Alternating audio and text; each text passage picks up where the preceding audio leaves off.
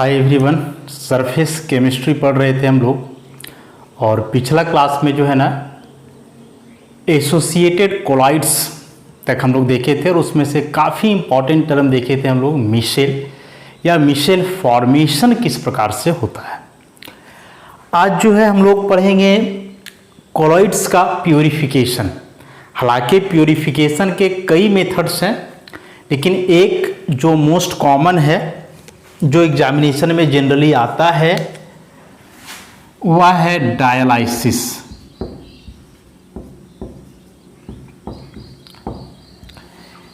अभी डायलाइसिस है क्या? तो यह एक मेथड हुआ, method of purification, method of purification of colloids. Colloids के प्योरीफिकेशन का एक मेथड है डायलाइसिस। होता इसमें क्या है डायलाइसिस में, हम लोग एक बार उसको समझने की प्रयास करेंगे। तो जैसे कोई कोलॉइडल सिस्टम है,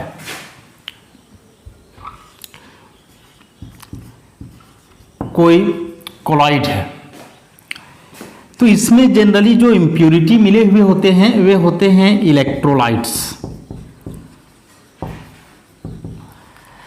इन्हीं इलेक्ट्रोलाइट्स को हम लोग क्रिस्टलॉइड्स भी बोलते हैं। क्रिस्टलॉइड्स माने क्रिस्टल के जैसा होते हैं। तो जब कोलॉइड और इसके साथ जो इम्प्यूरिटी मिला हुआ है क्रिस्टलॉइड, इसको पास करवाओगे, past through a suitable membrane.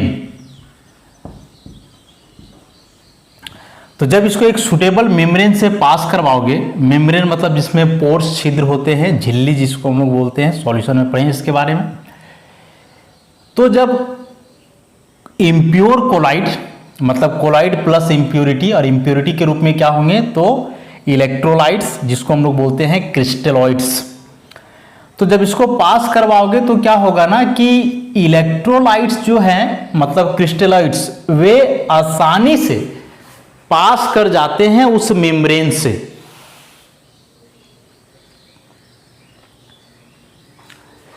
या मेम्ब्रेन जनरली सेलोफेन बैग होता है, सेलुलोज का बना हुआ।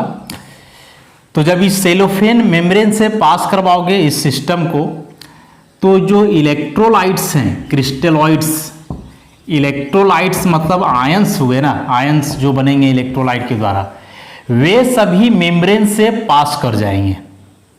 और ये जो कोलाइड होता है वो पास नहीं कर पाते हैं, छन जाते हैं, कांट पास। तो क्या होगा, नहीं पास कर पाएगा तो ये कोलाइड जो है सो अलग हो जाएगा, छन जाएगा, और ये जो है मेम्ब्रेन से पास कर गया तो ये अलग चला गया। मतलब कोलॉइड और उसमें क्रिस्टलॉइड मिला हुआ है तो सिंपली उसको बस मेम्ब्रेन से पास करवाना देना है। जैसे हम लोग चाय वगैरह छानते हैं, छानने के लिए जो होता है तो उससे जो लिक्विड वाला पार्ट रहता है वो छन करके नीचे गिर जाता है, मतलब चला जाता है, और जो बड़ा पार्ट होता है उसमें बड़े पार्टिकल्स वे ऊपर में छन जाते हैं। उसी प्रकार से यहाँ होता है कि जब कोलॉइड और क्रिस्टलाइड के कॉम्बिनेशन को पास करवाओगे मेम्ब्रेन से, तो क्रिस्टलॉइड मतलब इलेक्ट्रोलाइट के जो आयंस होते हैं साइज में काफ़ी छोटे होते हैं, तो वे सभी उससे पास कर जाएंगे। और जो कोलाइडल पार्टिकल्स होंगे वे उससे पास नहीं कर पाते हैं तो वे छन जाएंगे। तो इस तरह से कोलाइड अलग और क्रिस्टलॉइड अलग। तो इसी प्रोसेस को हम लोग बोलते हैं डायलाइसिस। तो यदि डायलाइसिस का डेफिनेशन बोलना चाहे तो हम लोग क्या बोलेंगे, the process of separating the particles of colloids from those of crystalloids by means of diffusion through a suitable membrane is called dialysis.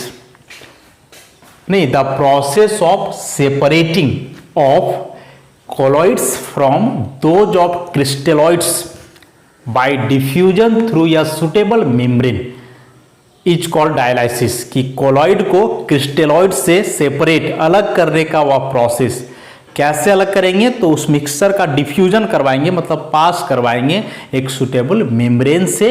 तो क्रिस्टलॉइड के पार्टिकल्स उस मेम्ब्रेन से क्रॉस कर जाएंगे और कोलाइडल पार्टिकल जो है छन जाएंगे वहीं, तो इस तरह से वे अलग हो जाएंगे। अब हम लोग देखेंगे कुछ प्रॉपर्टी कोलॉइडल सॉल्यूशन का।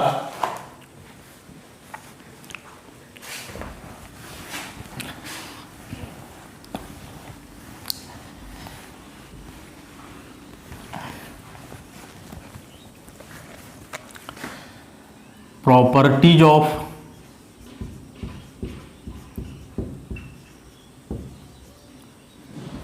कोलॉइड्स, कोलॉइड्स के कुछ प्रॉपर्टी। सबसे पहला इसमें आता है फिजिकल स्टेट। तो जो कोलॉइड्स होते हैं seem to be homogeneous but actually they are heterogeneous।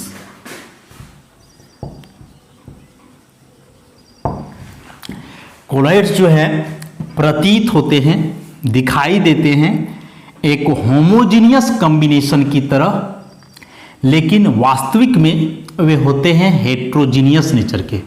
Homogeneous का मतलब बताया यूनिफॉर्म, मतलब दो कंपोनेंट उसमें मिला हुआ है तो पता नहीं चलेगा कि दोनों कंपोनेंट क्या क्या है।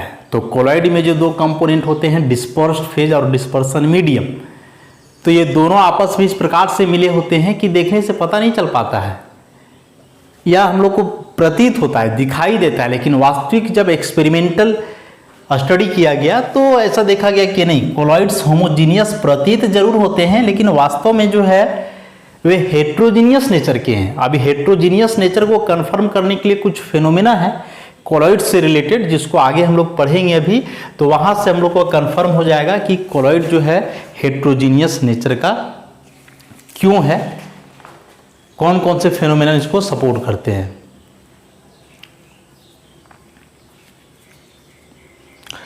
उसके बाद कि जो कोलॉइड्स होते हैं वे क्वाइट स्टेबल है।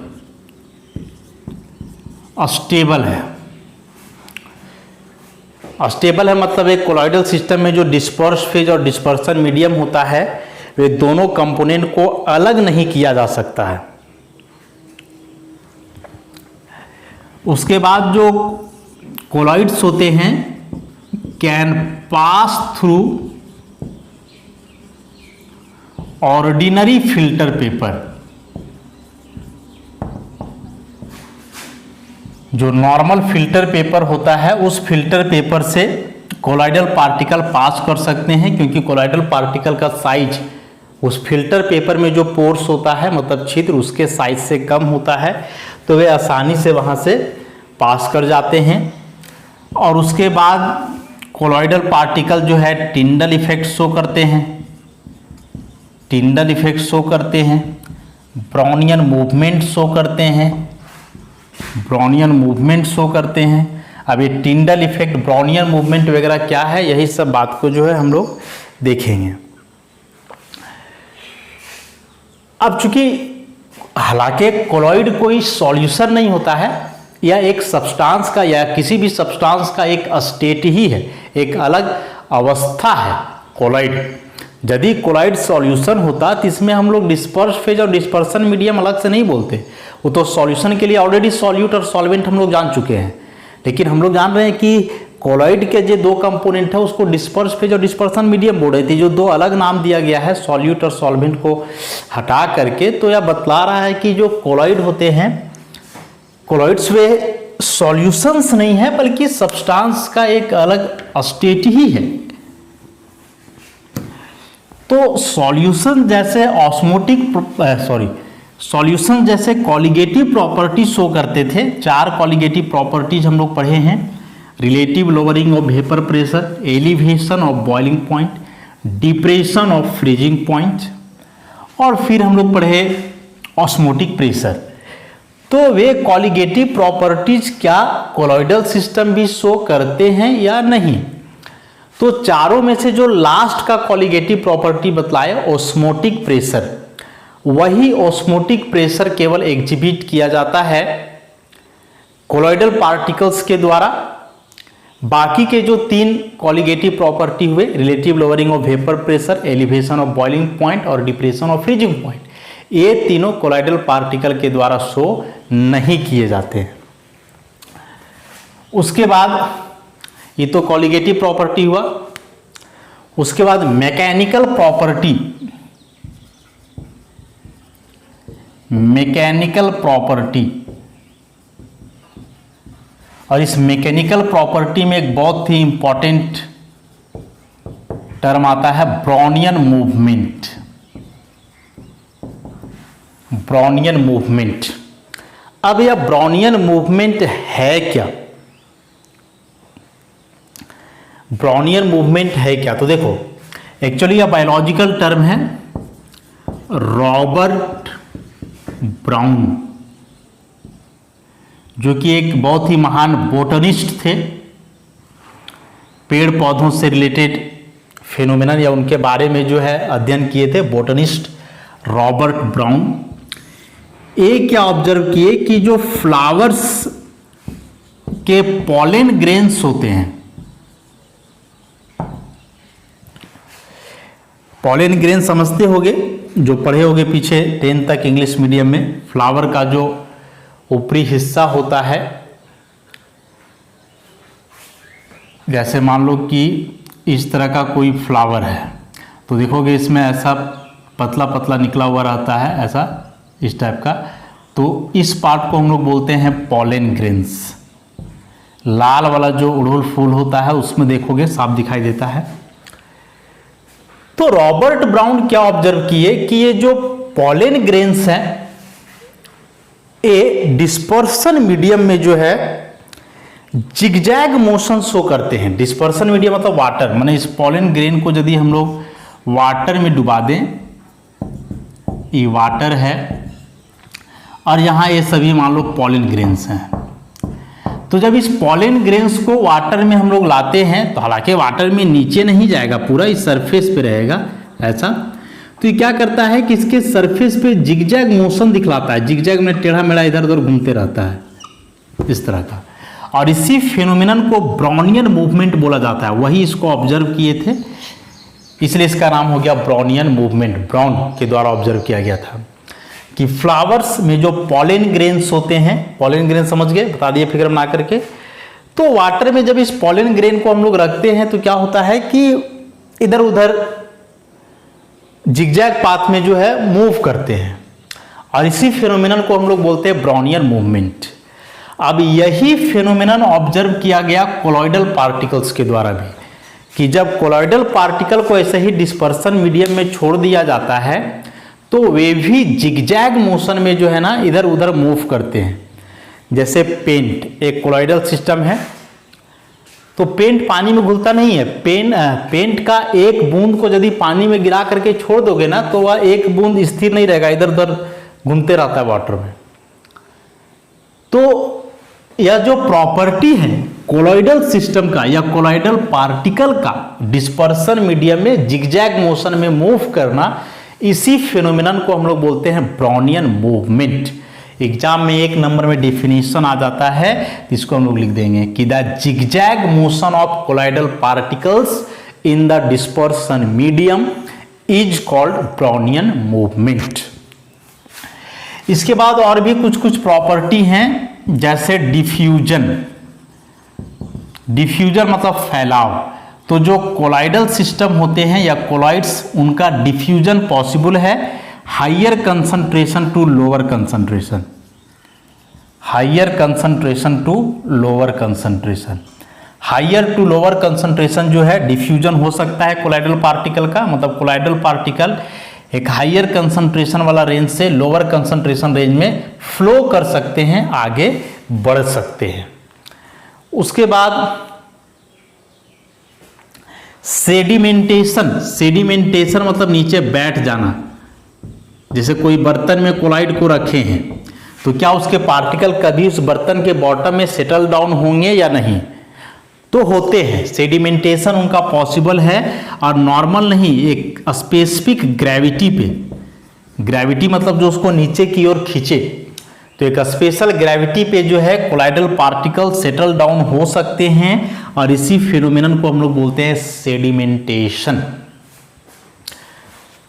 इसके बाद अब एक इसमें आता है most important phenomenon, optical property के अंतर्गत, जिसको हम लोग टिंडल इफेक्ट के नाम से जानते हैं।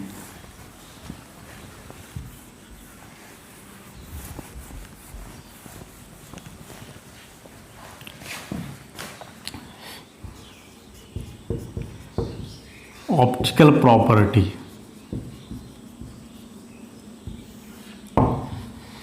ऑप्टिकल वर्ड का यूज पहले बताए हैं, लाइट से रिलेटेड होता है। इसमें बहुत इंपॉर्टेंट टर्म पढ़ना हम लोगों को, टिंडल इफेक्ट। टिंडल भी साइंटिस्ट का नाम है, जैसे ब्राउनियन साइंटिस्ट का नाम था, वैसे टिंडल भी जो है साइंटिस्ट का नाम है। अभी टिंडल इफेक्ट होता क्या है जरा सो देखोगे। यह टिंडल इफेक्ट ऑब्जर्व कैसे किया गया था टिंडल के द्वारा। जैसे एक रूम में खिड़की है या वेंटिलेटर जो छोड़ा हुआ रहता है, तो जब बाहर सनलाइट हो और उस वेंटिलेटर या खिड़की से यदि लाइट का एक बीम अंदर आ रहा हो, तो ऑब्जर्व करते होगे कि उस बीम में, मतलब जो लाइट आ रहा है उस लाइट के रास्ते में बहुत सारे डस्ट पार्टिकल्स दिखाई देते हैं। हालांकि रूम में तो अभी भी बहुत सारे डस्ट पार्टिकल्स हैं एयर में मौजूद जो घूम रहे हैं इधर उधर, लेकिन ये दिखाई नहीं दे रहे हैं। लेकिन जब एक लाइट का बीम क्रॉस करता है, लाइट नहीं उसका एक बीम आना चाहिए, जैसे टॉर्च मारते हैं तो कैसे उसका लाइट एक सर्टेन डायरेक्शन में जाता है, उसी प्रकार से जब लाइट का एक सर्टेन बीम आता है तो उस लाइट बीम में जितने भी डस्ट पार्टिकल्स होते हैं ना वे सभी दिखाई देने लगते हैं। और इसी फिनोमेनन को बोला जाता है टिंडल इफेक्ट, जो सबसे पहले टिंडल के द्वारा ऑब्जर्व किया गया था। खपराइल का घर में जिसका छत जो है ऊपर खपरा का रहता है, तो उसमें तो बहुत जगह खाली वगैरह होता है ना, तो उसमें देखोगे कि यदि कहीं से सनलाइट का बीम आ रहा है तो उसमें जो डस्ट पार्टिकल्स होते हैं ना वे सभी दिखाई देने लगते हैं। तो ये फिनोमेनन कहलाता है टिंडल इफेक्ट। अब बात है कि आखिर ऐसा होता क्यों है। तो सिंपल सी बात है कि किसी भी चीज का विजिबिलिटी के लिए लाइट का स्कैटरिंग बहुत जरूरी है। जैसे मान लो कि यहाँ एक ऐसा छोटा सा पार्टिकल है और एक ही बड़ा सा पार्टिकल है, ठीक है, लाइट बीम गया ऐसे। अब यदि छोटा पार्टिकल है तो यह पॉसिबल है कि यह लाइट बीम जो है इसको क्रॉस करके आगे बढ़ जाए या इसको धक्का मार के आगे बढ़ जाए ऐसे। और दूसरा पॉसिबिलिटी कि यदि कोई बड़ा सा पार्टिकल है तो लाइट बीम यदि यहाँ जाएगा तो इसको धक्का नहीं दे पाएगा, तो क्या होगा, इधर उधर स्कैटर कर जाएगा। अब यदि लाइट इधर इधर स्कैटर हो गया है तो अब लाइट इधर भी आने लगा, लाइट इधर भी जाने लगा, तो ये लाइट के रास्ते में जो चीज़ भी है वो सब फिर दिखाई देने लगेगा ना, विजिबल हो जाएगा वह रास्ता। तो बेसिकली यह जो टिंडल इफेक्ट ऑब्जर्व किया जाता है वह स्कैटरिंग ऑफ लाइट के चलते। एग्जाम में क्वेश्चन ऑब्जेक्टिव ऐसे भी आता है कि Tyndall effect shows which property of light. Option दे देगा इंटरफेरेंस, स्कैटरिंग, रिफ्रैक्शन, रिफ्लेक्शन, ऐसे कई एग्जाम्पल दिए जा सकते हैं ऑप्शन। तो स्कैटरिंग, लाइट का स्कैटरिंग के चलते जो है या पाथ विजिबल हो जाता है और इसी फिनोमेनन को हम लोग बोलते हैं टिंडल इफेक्ट। तो डिफिनेशन इसका बोल सकते हैं कि the phenomenon of visibility of beam of light by colloidal particles due to its scattering is called Tyndall effect. कि लाइट जिस रास्ते से जा रहा है वह रास्ता विजिबल हो जाना, मतलब उस रास्ते में जो कुछ भी आएगा वह दिखाई देने लगना। तो यह विजिबल जो होता है वह क्यों होता है, तो कोलाइडल पार्टिकल्स के द्वारा उस लाइट का स्कैटरिंग के चलते होता है। और इसी फिनोमेनन को हम लोग जो है टिंडल इफेक्ट के नाम से जानते हैं। इसको फिगर के द्वारा हम लोग इलस्ट्रेट कर सकते हैं, व्याख्या कर सकते हैं। यहाँ दो सॉल्यूशन लेते हैं, एक ऐसा ही ट्रू सॉल्यूशन है जिसमें पार्टिकल का साइज काफ़ी छोटा होता है, हम लोग जानते हैं, ये मान लें ट्रू सॉल्यूशन है। और दूसरा ले लें कोलॉइडल सॉल्यूशन।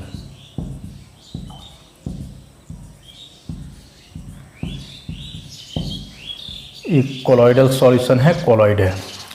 और यहाँ कोई स्क्रीन ले लो, पर्दा वगैरह, ये मान ले स्क्रीन है। पीछे पढ़े हम लोग ट्रू सॉल्यूशन और कोलॉइड का प्रॉपर्टी में कि ना तो ट्रू सॉल्यूशन और ना ही कोलॉइड, दोनों में से किसी के पार्टिकल्स को नेक्ड आइज से देखना पॉसिबल नहीं है। खुली आंखों से ना तो ट्रू सॉल्यूशन के पार्टिकल्स दिखाई देते हैं, ना तो कोलॉइड के पार्टिकल्स दिखाई देते हैं। अभी बोर्ड पे ऐसे बनाए तो पता चल रहा है, लेकिन प्रैक्टिकली इसको देखोगे तो दोनों में से किसी के पार्टिकल्स दिखाई नहीं देते हैं। अब क्या होगा कि इससे बीम ऑफ लाइट पास करवाओ। यहां एक लाइट का सोर्स, टॉर्च वगैरह बना दें।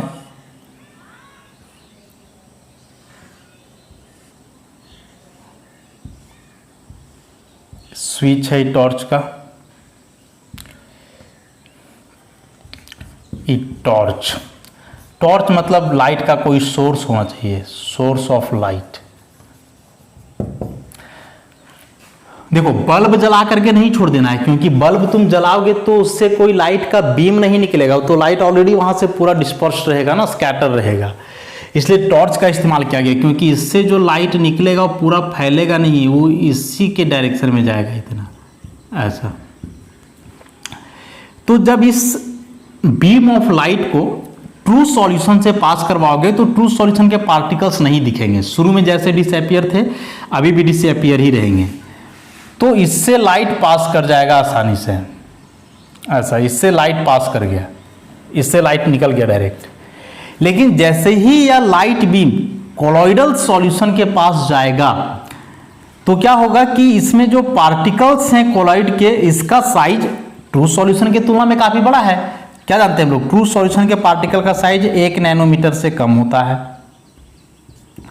जबकि कोलॉइड के पार्टिकल का साइज 1 नैनोमीटर से 1000 नैनोमीटर के बीच होता है। मतलब ट्रू सॉल्यूशन के तुलना में तो इसके पार्टिकल का साइज बड़ा हुआ।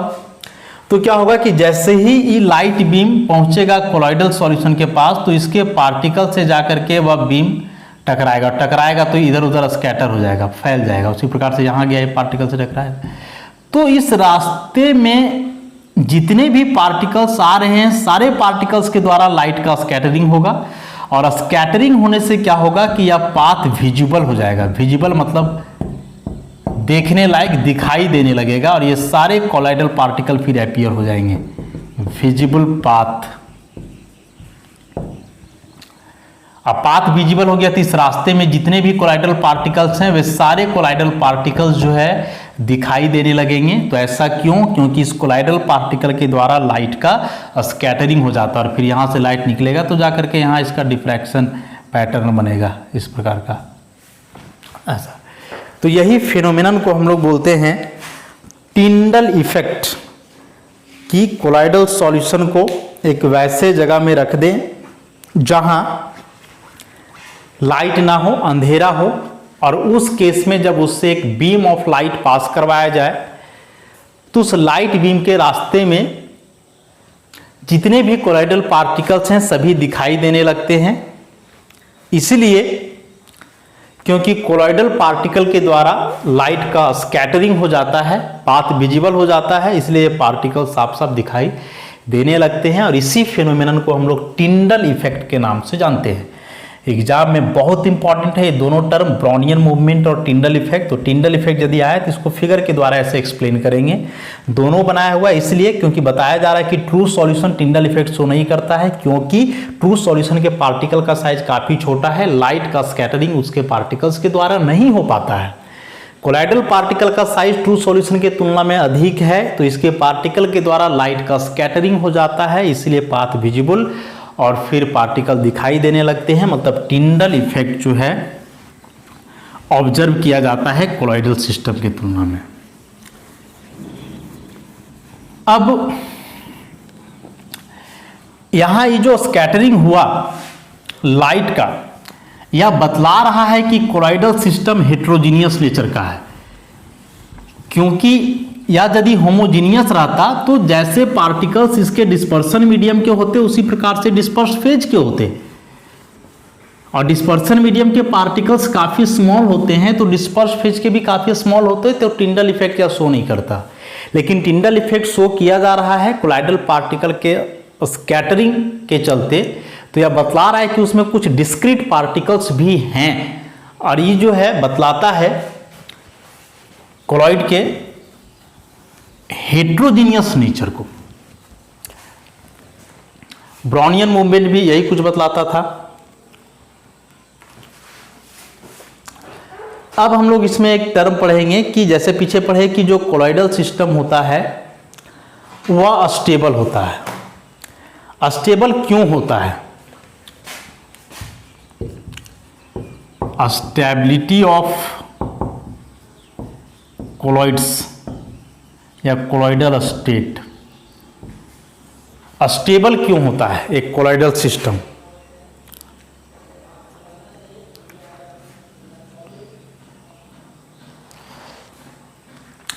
तो इसका कारण है, देखो कोलॉइडल स्टेट में दो चीज हम लोग पढ़े हैं, डिस्पर्सन मीडियम या डिस्पर्स्ड फेज, और दूसरा पढ़े हैं डिस्पर्सन मीडियम। डिस्पर्सन मीडियम अब होता क्या है कि जो डिस्पर्स्ड फेज और डिस्पर्सन मीडियम में जो पार्टिकल्स हैं ये होते हैं चार्ज्ड, चार्ज होता है। यदि डिस्पर्स्ड फेज पर 2 यूनिट पॉजिटिव चार्ज है, डिस्पर्स्ड फेज के पार्टिकल पे यदि 2 यूनिट पॉजिटिव चार्ज है तो डिस्पर्सन मीडियम में same magnitude of charge opposite nature का होगा, मतलब 2 माइनस होगा। आप चूंकि डिस्पर्स्ड फेज पे पॉजिटिव है, डिस्पर्सन मीडियम पे नेगेटिव, या उल्टा भी हो सकता है कि डिस्पर्स्ड फेज पे नेगेटिव और डिस्पर्सन मीडियम पे पॉजिटिव। अब ऐसा अपोजिट चार्ज होने के चलते ये एक दोनों दूसरे को अट्रैक्ट करते हैं, और अट्रैक्ट करने से एक दूसरे से जोड़ के रखते हैं, इसीलिए अस्टेबल होता है। अस्टेबल होने का मतलब समझना है कि डिस्पर्स्ड फेज और डिस्पर्सन मीडियम एक दूसरे से बढ़िया से कंबाइंड फॉर्म में रहेंगे, वे अलग नहीं होंगे। जैसे दूध अस्टेबल है, लेकिन जब दूध से दही बन जाता है तो अस्टेबल नहीं हुआ, क्योंकि दही बनने के बाद डिस्पर्सन मीडियम पानी अलग हो गया और डिस्पर्स्ड फेज जो फैट है उसका वो अलग हो गया। तो नॉर्मल कंडीशन में कोलॉइडल सिस्टम अस्टेबल होता है। उसका रीजन है कि कोलॉइडल पार्टिकल पे चार्ज होता है। तो जो दो कंपोनेंट है कोलॉइडल सिस्टम के, डिस्पर्स्ड फेज और डिस्पर्सन मीडियम, तो यदि डिस्पर्स्ड फेज पे पॉजिटिव चार्ज है तो डिस्पर्सन मीडियम पे equal magnitude of opposite charge, मतलब नेगेटिव होता है। अब चूंकि ये दो कंपोनेंट पे अपोजिट चार्ज है सेम मैग्नीट्यूड का, तो ये दोनों एक दूसरे को अट्रैक्ट करेंगे और एक दूसरे से आपस में क्या होंगे, जुड़े रहेंगे, और इसी के चलते जो है अस्टेबल होता है एक colloidal system.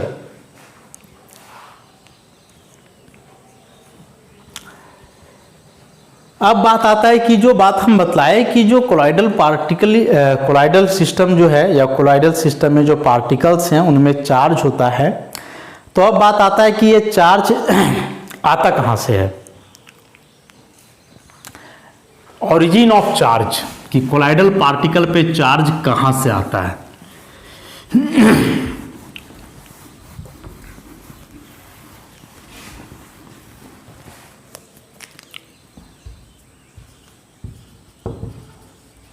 Origin of charge,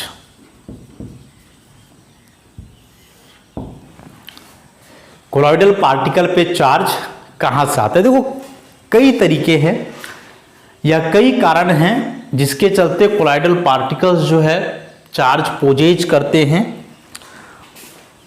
उसी में से कुछ जो हम लोग डिस्कस करेंगे। इसमें से पहला है फ्रिक्शनल इलेक्ट्रिफिकेशन। फ्रिक्शनल इलेक्ट्रिफिकेशन होता क्या, देखो कि ऐसे दो कोलॉइडल पार्टिकल है तो होगा क्या कि दोनों के बीच फ्रिक्शन होगा, घर्षण होगा, दोनों एक दूसरे से रगड़ाएंगे। तो फ्रिक्शन के चलते क्या होता है कि उनमें चार्ज आता है। अब फ्रिक्शन के चलते चार्ज कैसे डेवलप होगा, हो सकता है कि जब ये दो पार्टिकल एक दूसरे से फ्रिक्शन करे इस प्रकार से, तो फ्रिक्शन या रबिंग के चलते हो सकता है कि इसके अंदर का जो इलेक्ट्रॉन है वो बाहर निकल जाए, ऐसा पॉसिबिलिटी है, क्योंकि कोई भी पार्टिकल हो उसके अंदर इलेक्ट्रॉन प्रोटॉन्स वगैरह तो है ही, और पता है हम लोग का इजेक्शन हमेशा इलेक्ट्रॉन का होता है, प्रोटॉन वगैरह तो न्यूक्लियस में है। तो इस रबिंग के चलते हो सकता है कि इस पार्टिकल का इलेक्ट्रॉन बाहर निकले। अब यदि इसका इलेक्ट्रॉन बाहर निकलेगा तो ऑब्वियसली इस पर कैसा चार्ज आ जाएगा, पॉजिटिव। अब इलेक्ट्रॉन कहाँ जाएगा, तो इलेक्ट्रॉन डिस्पर्सन मीडियम में रहना है, तो डिस्पर्सन मीडियम में इलेक्ट्रॉन जाएगा तो डिस्पर्सन मीडियम पे कैसा चार्ज आ जाएगा, नेगेटिव आ जाएगा। तो इस रबिंग के चलते इलेक्ट्रॉन का इजेक्शन होता है, इलेक्ट्रॉन बाहर निकलता है तो कोलॉइडल सिस्टम पे पॉजिटिव चार्ज आ जाता है। वही इलेक्ट्रॉन डिस्पर्सन मीडियम में प्रेजेंट रहता है या डिस्पर्सन मीडियम के पार्टिकल के द्वारा में भी एब्जॉर्ब कर लिया जाए तो उस पर नेगेटिव आ जाएगा और फिर ऐसा चार्ज डेवलप हो जाता है दो अपोजिट। तो इसी को हम लोग बोलते हैं फ्रिक्शनल इलेक्ट्रिफिकेशन, मतलब फ्रिक्शन के चलते इलेक्ट्रिफिकेशन होता है, मतलब चार्ज डेवलप होता है।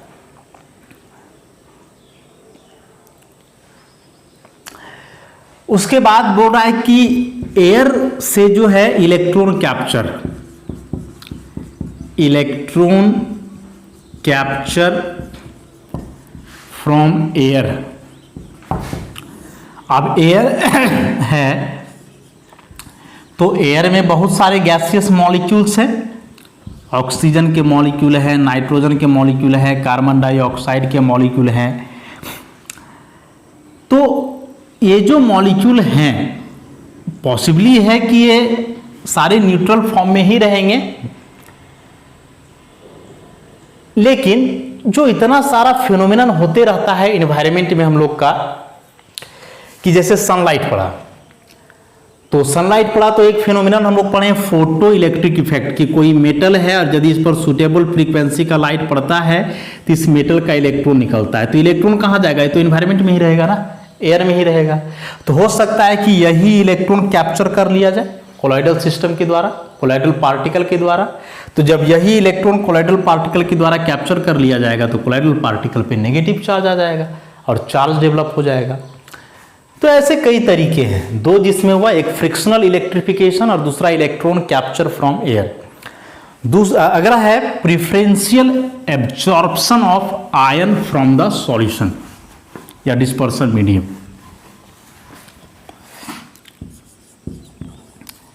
प्रिफरेंशियल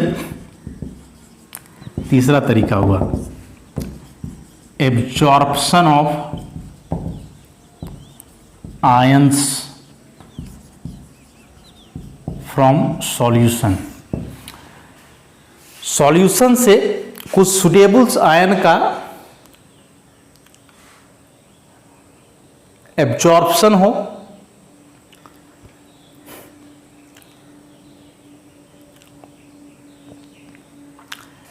जैसे मान लें कि AgCl का एक कोलॉइड हो, ठीक।